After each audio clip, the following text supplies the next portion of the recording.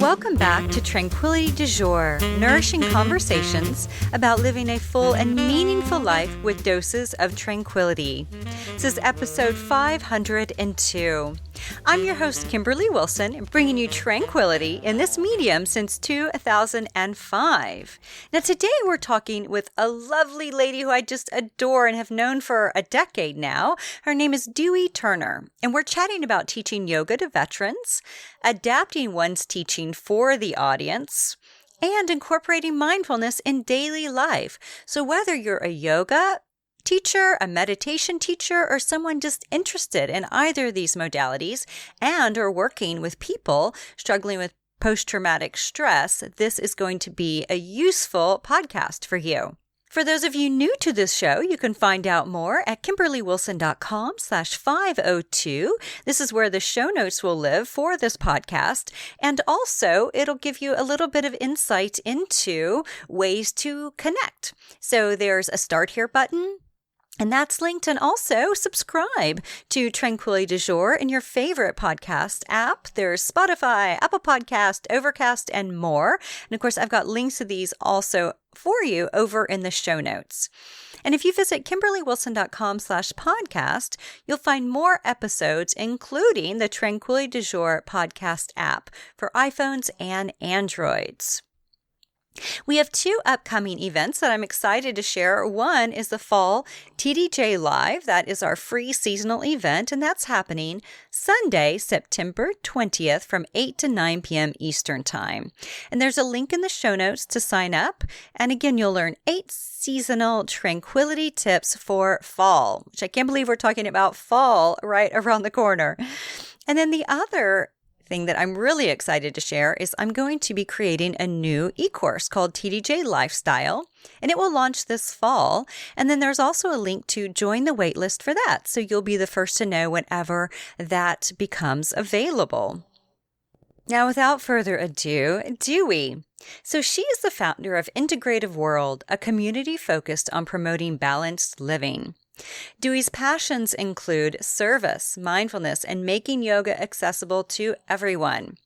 She's taught mindfulness practices and adaptive yoga to veterans at the Pentagon Athletic Center and various Air Force Wounded Warrior camps. She collaborated with the Give Back Yoga Foundation and Connected Warriors to create the Yoga Readiness Initiative, which provided hundreds of free yoga kits for members of the military. She's also a contributing author for the book Best Practices for Yoga with Veterans and wrote the foreword for the book Mindful Yoga Therapy for Veterans, a Practice Guide. Dui is a happy wife and mother of twins, 2 adorable boys, and has been serving in the United States Air Force for over 22 years. Her most recent military function focuses on women, peace, and security. And Dui is a graduate of our Tranquil Space's advanced yoga teacher training, and I just so loved having her in the program. She's an absolute delight.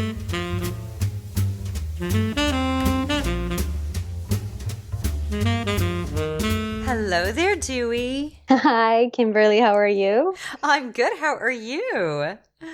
I'm doing great. Thank you. It's a beautiful afternoon. Oh, good. We like beautiful afternoons. And I am delighted to have you on the show. I'm trying to think how long I have known you now. Because when did you go through the teacher training at Tranquil Space? 2010. Oh, my goodness, honey. It's been 10 years. Okay. It's a decade. We're celebrating our decade. So tell us a little bit about your journey, because you have a very interesting journey as a female in the military and the ways in which you've incorporated yoga to help veterans who are suffering with PTSD. So can you speak a little bit kind of about what led you to the military and how have you incorporated yoga? Okay. Well, leading to the military is interesting because I was raised in Brazil. I was born in the U.S., but raised in Brazil. And I came back to the U.S. with the aspiration of being a documentary producer and went to college with that ambition. But my English back then was not great. And the classes were very difficult for me, a lot of English classes. So I went with an alternative, which was astronomy, because I was an amateur astronomer growing up. and became very interested in the space program and eventually enlisted in the Air Force with that hope of one day working with the space program. I was a a meteorology technician, and the stars just aligned. And believe it or not, in 1997, I joined. In 1998, my first assignment was indeed Cape Canaveral. And I worked the space program there for almost 2 years. It was a huge honor. And that's how I joined. And then when it comes to yoga, fast forward many years, now I'm in Hawaii, and I'm in college and working, and there's a lot of stressors. And I came across a flyer about the Longevity Institute at University of Hawaii, and I signed up for a class. It turns out to be a Tai Chi class for elderlies. I just loved it. But when I graduated, I couldn't do that class anymore. So I looked for a place next to my house, and there was a place that was teaching Tai Chi and yoga at the same time. And that's how I became introduced to yoga. And I just fell in love with it, and the energy, the practice, the breathing. And I became a student of yoga. When they wanted to send me to Korea, I went there on an offsite, and I asked where the yoga studio was close to the base in Korea, and they didn't have one. So I said, well, maybe I should become a teacher. And that's basically how I started my journey as a yoga teacher.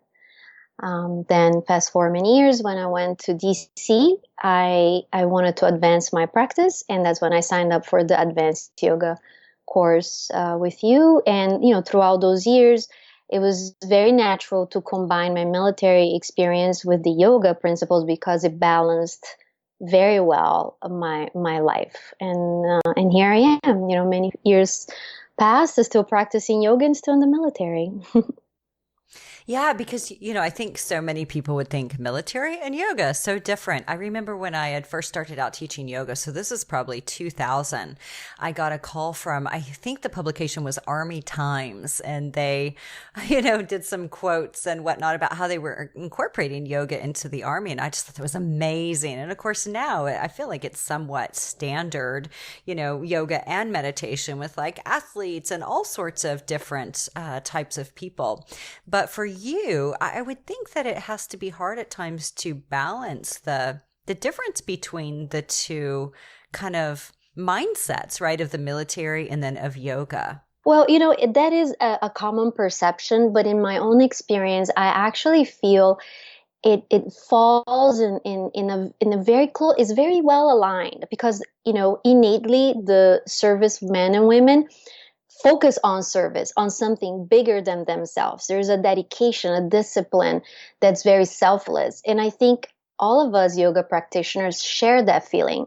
Yoga is not just about me, it's about the overall consciousness, the practice. Even if you're practicing alone, there is that, elevation that happens beyond your mat. And is also very selfless, especially if you become a teacher, that you share that gift. So believe it or not, there's so many areas of intersection, and it aligns very beautifully. And I think it's easy for military people, once they understand the practice, to have a really disciplined yoga practice at home, and bring some of those concepts at work too. The mindful leadership, I always focus on that. And I think it's a beautiful transition between the mat to the uniform. I love that. I think that's a wonderful way to put it. And then I was like, of course, Dewey's going to have a way to be like, oh, they're perfectly aligned. And I don't think I'm alone. That's the beauty of it.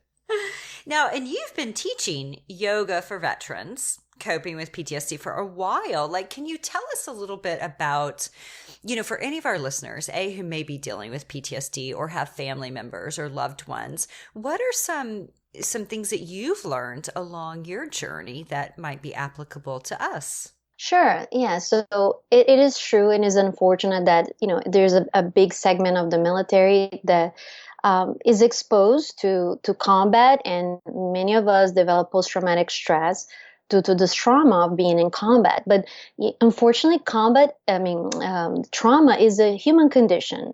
So you can be a mother and be in a car accident, you can be at work, and there's so many reasons why we as humans can be exposed to trauma. So yes, I do work with the veterans because, as I mentioned, there is that large segment, but everybody knows someone or have some knowledge of what trauma can be like, or even experience that, unfortunately. So how does it work in terms of yoga? Yoga is a great mechanism to help regulate the nervous system. And the experience of breathing in the mat, or in that yoga, the physical and the embodying of the breath, connecting with the poses and the transitions, it can be very healing, not only to the body, but the mind.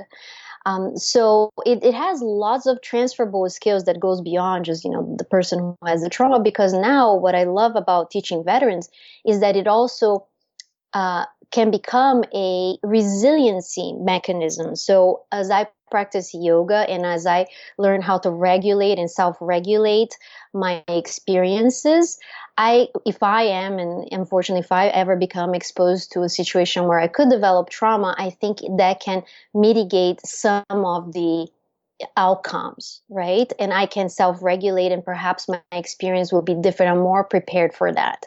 And I think that's not only for the military, it's for anybody to be able to come into observance, notice where you're going, and mitigate those feelings before you get to an extreme case.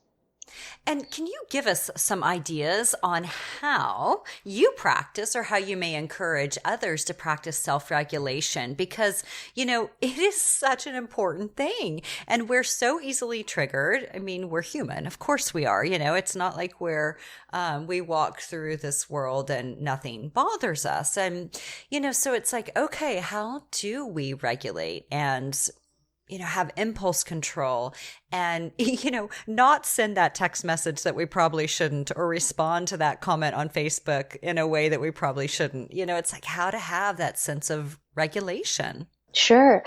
I think it starts with awareness, right? So I am aware that right now I have this tension, or I have this increased urge to respond. And even Yogananda explains that beautifully in some of his writings, right? That just the awareness is the biggest step for self-regulation. So one, I recognize that right now I am in a different state, maybe not an optimum state. That's step one. After that, it comes back to the breath. So I have a very beautiful system, that the breath system that regulates that it's connected to my nervous system. So as I regulate, as I take control of my breath, I can calm myself down. So for instance, if I become nervous, I can start noticing the breath and then exhaling longer than I inhale. And you do this and you will feel your heart pumping, your heart calming down, just your response to whatever it is that's triggering you to become less and less and less.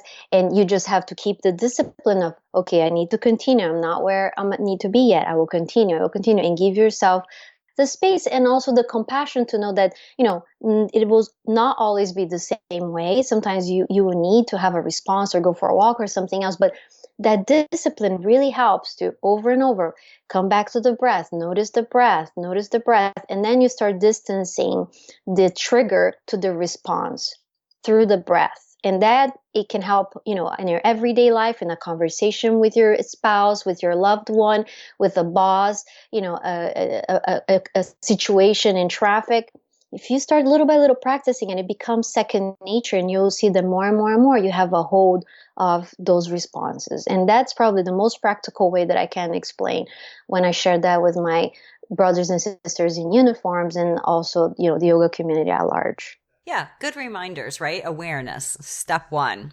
Yes. And then taking control of the breath. And it works not only for de-escalating. So if I'm sluggish, it's the afternoon, 3 p.m., and I really want that espresso, but probably not the best thing for my lifestyle, then I can regulate my breath. I can start breathing heavier to pump my system and be more awake. So it works both ways. You can calm down, and you can also energize the body through the breath. And would you say the best kind of for our calming breath is like the 3-part yogic? For me, and just has become second nature. Yes, that's one way of doing it. I think simplicity for me works best. So if I just need an exercise in breathing, I start breathing in, breathing in, breathing in, exhale, exhale, exhale, exhale for as long as I can. And that will help too. Now, if you want more advanced, and if you have that practice and want to start that practice with a 3 breath, I think that's wonderful too. But for beginners and for me in my everyday, exhaling, that's very simple. Exhale longer than you inhale. Exhale longer than you inhale. That's a very good basic breath that can help. Yeah. And, to speed it up, right? If you do need more energy, Kapalabhati breathing, right? Yes, Okay. exactly. The fire breath. And I mean, inevitably, you're going to awaken your body. It's just, anybody who tries, we can try right now. And it doesn't fail. You will feel different. And one other piece that I love about this that I think is a good reminder, just kind of thinking about that afternoon lull is, another thing is just to get up and move your body. Because one thing that I've noticed is like, oh, you can just get so sluggish and you just start like sinking into your chair, and just getting up and moving, whether or not it's just like some stretching or walking around the block or going to the water cooler, all these sorts of things, they can kind of like almost like restart the system, or at least I picture like a cold engine on a really cold engine on a really cold day, and how it just takes a little bit longer to get going, but it just helps to warm it up. Yes, absolutely. And interestingly, we were talking about the military and yoga. A lot of times I will be in a meeting and I feel, like maybe there's too much rank in the room and I have to do a presentation. And so I start really connecting all the dots. Okay, lengthen the spine, roll the shoulders back, feel the head pulling towards the sky. Let's take a long breath and feel my feet grounding on the floor. I mean, I just run while everybody's walking in the room and doing this thing. I am calming myself down and exuding this, like, just physically. And of course, we know yogis energetically, I am exuding that confidence that maybe to begin with I didn't have. I'm grounding myself so that my words and my executive presence is different if I just spend a few seconds doing that little work to center myself and lengthen and just, radiate more. Absolutely. Yeah. And what this makes me think of too is, oftentimes when you come from a stressful situation, like I picture you, right? Your stressful situation at work, and then you're going to go home and you're going to spend the evening with your husband and your 2 toddler boys, right? And it's like, if you carry that energy from the day into the home, when you walk in the door, it's like, it's palpable, right? Everyone will be able to sense it. Versus if, like you drive home, you sit in the parking spot for a moment, you take a few deep breaths, you regroup, how that can have such a profound effect.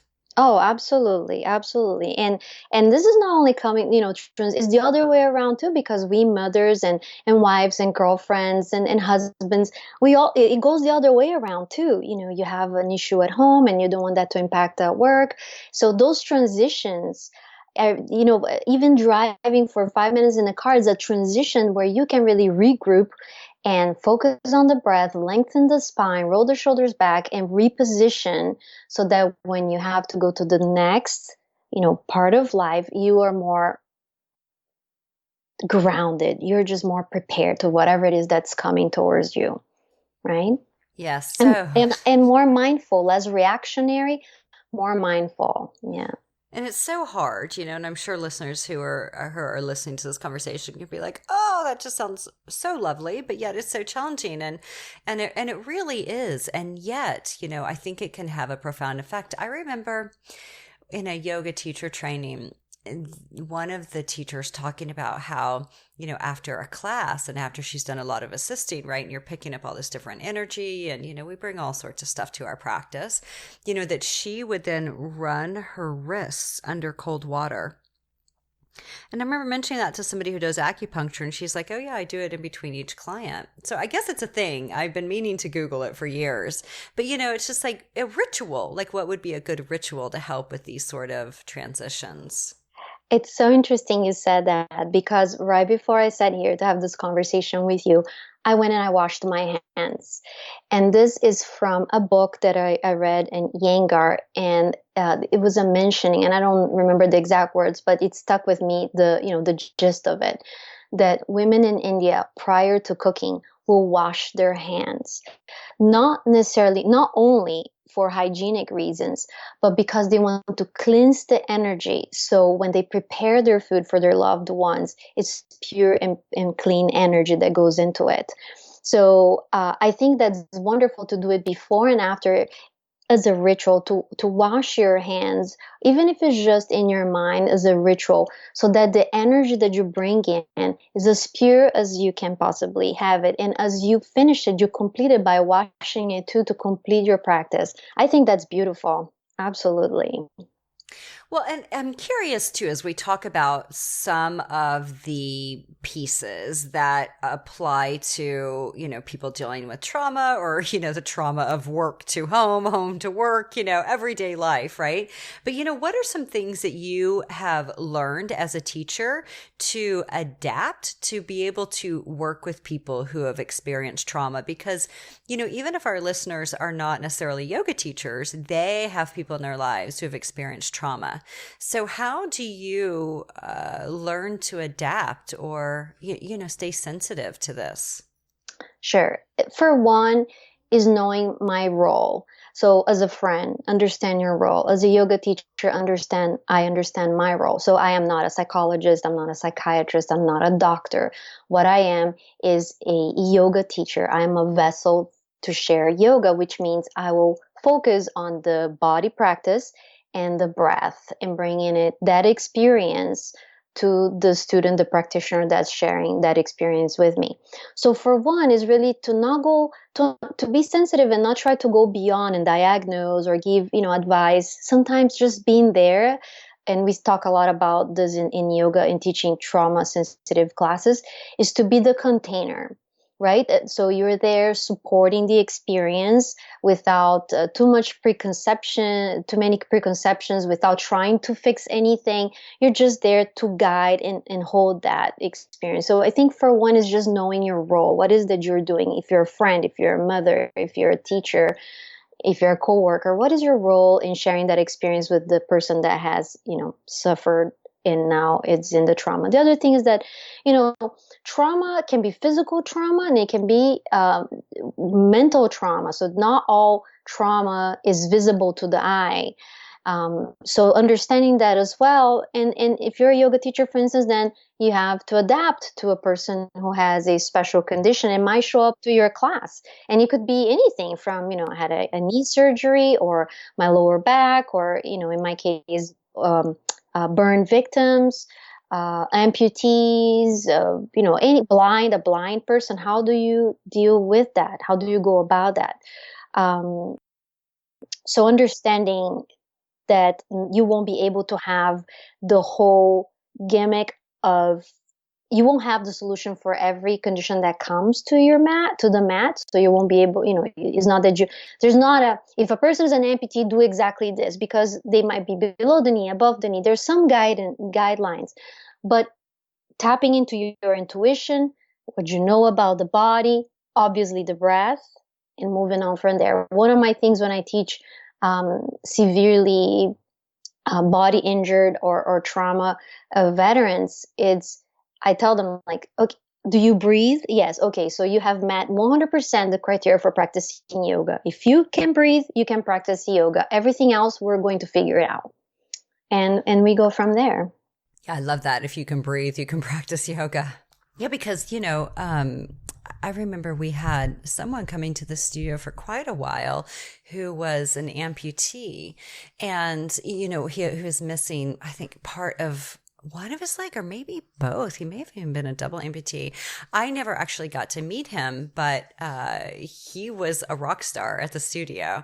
And so, I think a lot of people do have this perception, well, if I don't have all the pieces, or if the pieces don't work a certain way, or if I don't feel a certain way, or if I don't look a certain way, then I can't do it.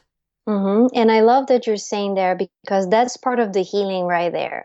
Ideally, a person who is coping with trauma or any type of physical injury, ideally, they will get to the point where we don't have to do concessions. Life carries on as it is. It's just different, but now that's the new normal. So I would love to see people coming to any studio, just open the doors, and then we're there in a class with people of all shapes, of all conditions, just practicing together. That's healing right there. In the meantime, we'll work together in making sure that the environment is adequate, that the person who is teaching is very sensitive to those conditions. But ideally, I would love just to see that transition where where veterans and anybody really who has suffered and has a trauma, physical or not, can come to a class and just fit in their own terms. That would be ideal. Mm-hmm. Mm-hmm. Right. And to help people feel comfortable doing that. Mm-hmm. Exactly. Yes, absolutely. Now, I mentioned earlier that you have twin toddlers.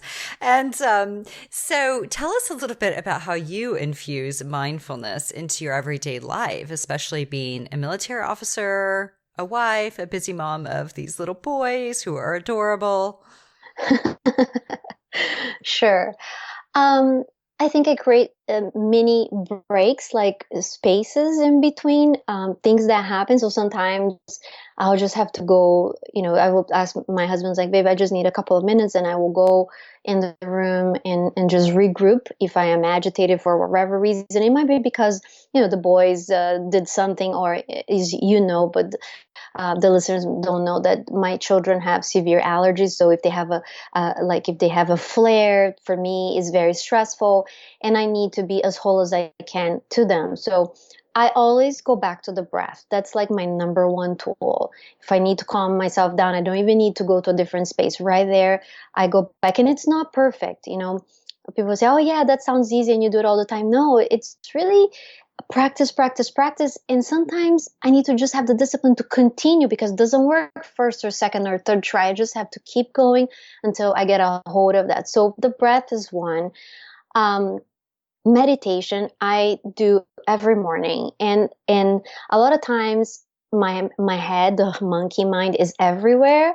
So I need a little bit of a crutch. I need a little bit of a guidance. So I have my favorite timed meditations, and they go anywhere between 6 minutes to an hour. And if I have 6 minutes in the morning, I would just sit there for 6 minutes, do a few affirmations. If I have 15 minutes, I will do the chakra cleansing. If I have 1 hour, I will do the 1 hour meditation, the guided ones. And if I'm feeling on the top of the world, this is just a great day to start, then I would just be doing a silence meditation in the morning. And I think that really sets up the rhythm of the day. I do that, I make my bed, and I'm ready to go. So those little practices throughout the day, not letting things linger the next day, the conscious communication, loving communication. And I said, like, perfection is an illusion, but the practicing it over and over and over, I think it helps on my everyday life. Oh, yes, yes, yes, yes, Mm-hmm. right? But yeah, it's not perfection. It's so not perfect. It's like imperfectly perfect. Yes, yes.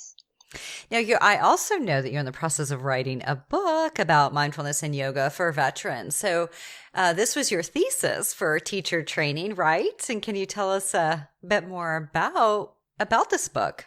Yes, I feel that you have been co-writing this with me ever since, because so in the program at Tranquil Space, as you know, we had at the end of the advanced yoga teacher training write a thesis. And my idea was to write a thesis about lifestyle and self-care. And one of my classmates, because we had to actually confer with the other students, and we would talk about our ideas, and she said, but you're in the military, why don't you write about yoga for post-traumatic stress? And my initial reaction was like, oh, no, no, no, this is such like a difficult topic and it's so heavy, I want something light. And I said no, and I left. But then when I got home, it was just like I couldn't get rid of that idea, because I thought, okay, if I don't write it right now, I mean, who would and when I would? And I just felt it was like a mission. I took it as a mission. So throughout that time I was writing the thesis, I exposed myself as much as I could to the, teaching yoga to veterans. And I contacted a few of the experts back then. There's a lot more now, but there were just a few, and was the Mindful Yoga Therapy and the Give Back Yoga Foundation and some others. I reached out to them, and they were so wonderful in giving their time to me and really guiding me in this journey. And I was able to really write a thesis that had what I feel as a military service person, what works, what doesn't work, and align it all in this thesis that ever since I wanted to transform into a book for yoga teachers. And as I come at this point now, which I already have the manuscript, but I want to make it as a guide where teachers develop their authentic voice, the confidence, and something that's playful. Doesn't have to be so serious. There's already some very good serious literature in the field, and I like something that supports the teacher in a self-discovery journey to becoming the most authentic yoga teacher that you can. I love that. And I think you embody that really well. Thank you. Thank you so much. Well, and Dui, my last question for you is the name of the podcast, Tranquility du Jour. And we've talked about many ways I think that you find tranquility. But I'm curious, how do you try to find it and incorporate it into your everyday with all the things you're juggling? So besides what I mentioned to you, really making a few minutes in the morning to meditate, when I was in grad school, I put together this little box that I decorated with tape, and I call it in Spanish, mi cajita, my little box. And in this little box, I just put a little Dior balm, lip balm, and a little rose water and essential oils or whatever. So when I was writing my thesis, and I was so, zero time for anything but doing that when I was in grad school, I would stop, look at that little box, La Cajita, and I would take my little lip balm, my $26 Dior lip balm, and then put the rose water and just do a little ritual. It was like 1 or 2 minutes, but really made me come back. I felt like, okay, at least I dedicated 1 or 2 minutes to myself. So in days that are very hectic and I do not have time, I still have a cajita at home and I have one at work. And I use this tiny 1-2 minute ritual to find a little second of tranquility. I love that. It's like having, these little treats that are accessible, that you can keep in your bag. You can tote them when you travel. You can have them in your office drawer. It's like your little pick-me-ups. Absolutely. Yes, absolutely. Well, thank you so much, Dui, for being here with us today and sharing your wisdom and all the great work that you're doing. Oh, thank you, Kimberly. It was lovely to share this time with you. And if I can make one last quick remark on the work with yoga for veterans, which is something that sometimes we have a misunderstanding or misconception, and I want to make it clear that not all veterans cope with post-traumatic stress. So that's a very important distinction to have. But all veterans cope with the stress as many other careers in the world do. So the yoga, it helps in all those angles, the veterans who are coping with stress and the veterans who are coping with post-traumatic stress, which are two different things. Yes. Thank you.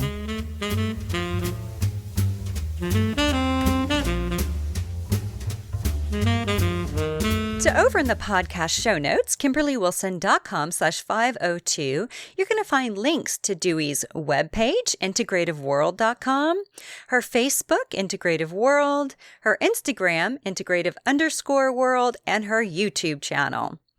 Also, let's stay connected. I have a TDJ Insiders Facebook group and would love to have you join us. I share resources, you'll get inspiration, make connections, and be part of the online book club. And we are reading Andre Leon Talley's Chiffon Trenches right now, and it is so good. If you're new to Tranquility du Jour, again, I've got a Start Here link. And also a space for you to sign up for weekly love notes, inbox inspiration, and invites. There's also a link to my 6 books and planner, ways to follow along on Facebook, Instagram, and YouTube.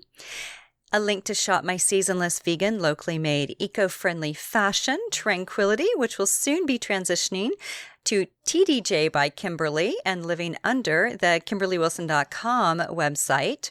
And then if you have a moment to share a review of this podcast on iTunes or any of my books on Amazon or Goodreads, I would be so grateful. And there are links to this over in the show notes. So wishing you a wonderful, wonderful week ahead. And thank you as always for tuning in and inviting me and the lovely Dui into your day.